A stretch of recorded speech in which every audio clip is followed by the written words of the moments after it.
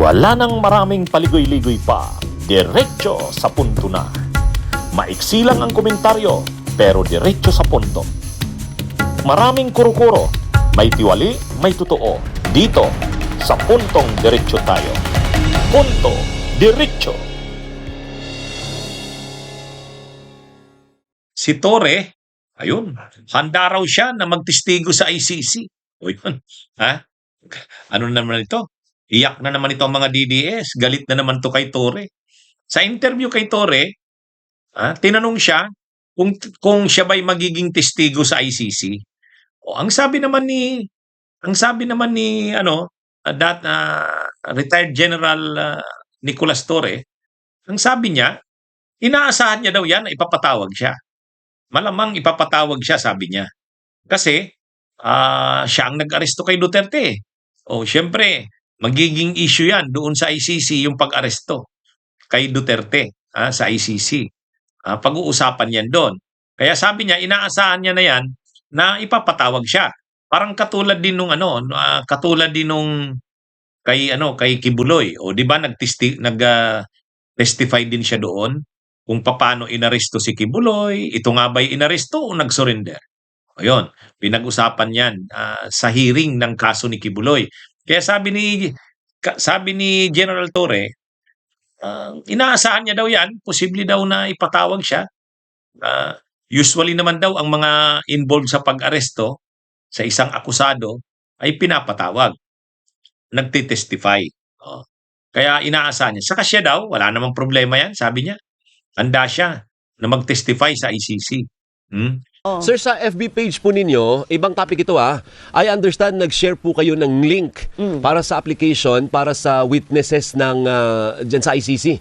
Yung kaso partner laban kay dating Pangulong Rodrigo Duterte, yung drug war, ano po. Ang ibig sabihin, General, hinihikayat po ninyo yung ibang mga biktima sa war on drugs na mag-apply?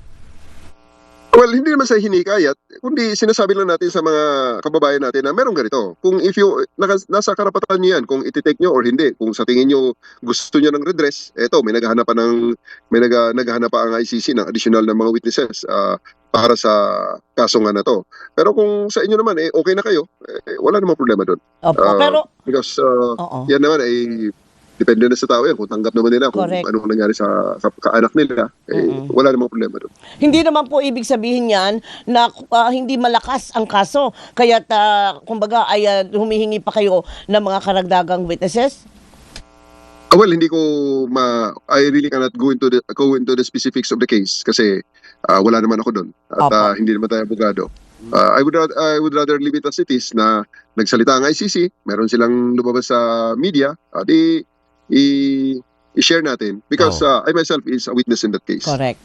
Okay. So, pupunta rin po kayo doon sa The Hague, General? Magte-testify? Depende sa mga prosecutors at depende sa depensa rin. Kung sa prosecutors gusto nila akong prosecution witness, baka ang depensa gusto rin akong gamitin na adverse witness, nasa kanila na yan. I'll just be waiting for advice ng ICC kung kailangan nila ang testimonya ko personally. So sa abogado ng prosecution, you are offering yourself na willing ako, kung gusto ninyo akong witness, pwede ako. Oo.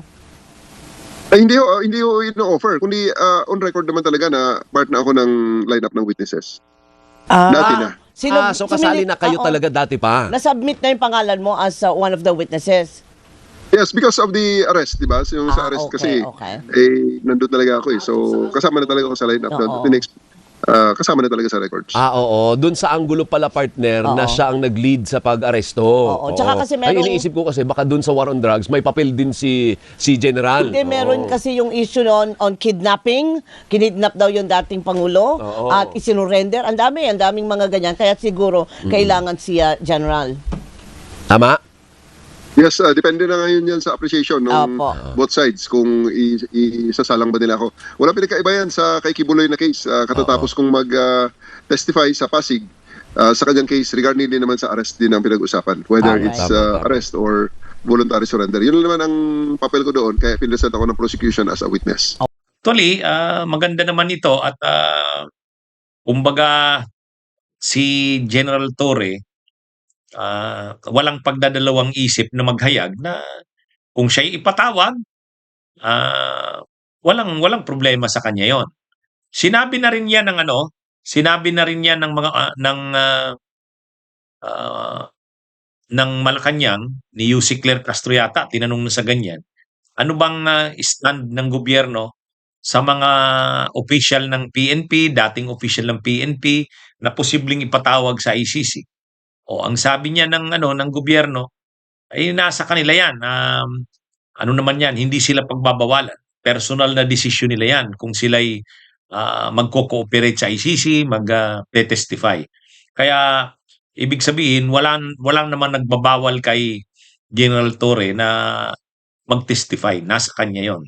At tinanong na rin si General Torre sa isang programa sa TV, gano'n yung sagot niya. Napanood ko mismo yung sagot niya, eh. Sabi niya handa naman siyang umattend, sa ICC. Ngayon kung, ano ba ang kanyang magiging partisipasyon sa pagtestigo niya, sabi niya malamang ang itatanong sa kanya yung pag-aresto kay Duterte. Kasi gano'n daw yung ginawa sa kanya doon kay Kibuloy. Nang pinatawag din siya sa korte doon sa RTC sa Pasig City, kaya siya pinatawag tungkol doon sa pag-aresto kay Kibuloy.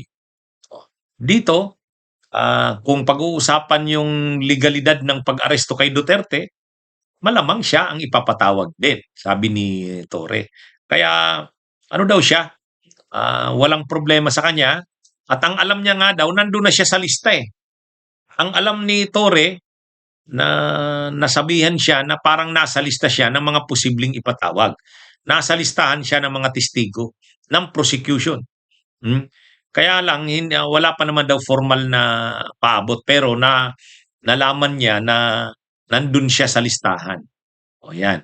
Kaya magsisimula na kasi yung trial diyan kay Duterte kasi matagal na na-delay, matagal na inantala ni Kaufman kung ano-anong mga motions na pang-delay, dilatory tactics. Pero ngayon, hindi na. Kasi sa February 23 to 27, confirmation of charges hearing yan. Sa confirmation of charges hearing, talagang ano na yan, tuloy-tuloy na yan. 4 na araw yan, 23, 24, 26, and then 27. May isang araw lang yatang wala, eh. Kaya ano yan mga kabunyog, mga kababayan, kumbaga tuloy-tuloy na ang trial na ito. Pagkatapos ng confirmation of charges hearing, trial proper na yan. Trial proper na. Malamang doon na ipapatawag dyan sila General Torre. Kaya lang, ngayong nalaman ng mga DDS na magti-testify si General Torre, galit na naman sigurado ang mga DDS niya. Mga matitindi ang mga testigo kontra kay Duterte. Si Laroy Nagarman nandun na. Si Matubato nandun na rin. Si Las Cañas nandun na rin. O naghihintay na lang talaga sila nung trial proper, eh.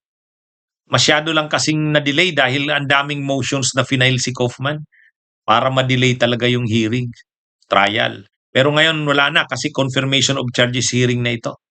Pre-trial. Tapos na itong pre-trial na ito. Pagkatapos nitong pre-trial, trial proper na yan. Kaya ano na, inaasahan na magtutuloy-tuloy na yan. Ready na ang prosecution, matagal na. Yung mga testigo, ebidensya, ready na. Actually, naka-house na nga yata sa dahig yung mga testigo, eh. Kasi sila Matubato at Las Cañas, alam natin, matagal na yan na nandun. Si Garma naman, nung nakaraang mga buwan yan, pag galing ng US, pagbaba niya pa lang dyan sa airport, tinalubong na kaagad siya ng mga officials ng immigration. Tapos, kaagad-agad, kinuha na. Dinala na doon sa Malaysia. Pagdating sa Malaysia, kamiting yung mga mga ICC, dinala na sa dahig. Sabi ni dating Senador Sonny Trillanes, dinala na. Kaya ready na si Ruy Nagarman na mag-testify. At ngayon naman, madadagdag pa itong si Torre. Saka marami pang mga posibleng mag-testify galing sa Pilipinas. Kaya nga nananawagan yung ICC na mag-cooperate na lahat ng mga pulis na willing mag-testify, active man o retired, Kasi kailangan talaga ng sapat-sapat na rin naman ang ebidensya at testigo. Pero kung mayroong magti-testify na pulis na parang nakukonsensya sa pinagagawa nila, tapos ituturo niya na talaga na sinong mga nag-command sa kanya, anong command ang binigay sa kanila, anong order, at malinaw itong order na ito galing sa PNP chief, Kibato. Si Bato naman, ang order sa kanya galing sa presidente. Yun, ano na yun? Talagang matibay ng mga ebidensya yan. Mga kabunyog, mga kababayan. Anyway, magandang balita ito na si General Torre ay naghayag na ready siya. Sabi niya, ready siyang mag-appear sa ICC para magtestigo. Bunyog, bunyog, halikan na kasama ka. Bunyog, kapag buklod ay may pag-asa. Luzon, Visayas, Mindanao, isa ang pananaw. Sa bagong Pilipinas ang bunyog isisigaw.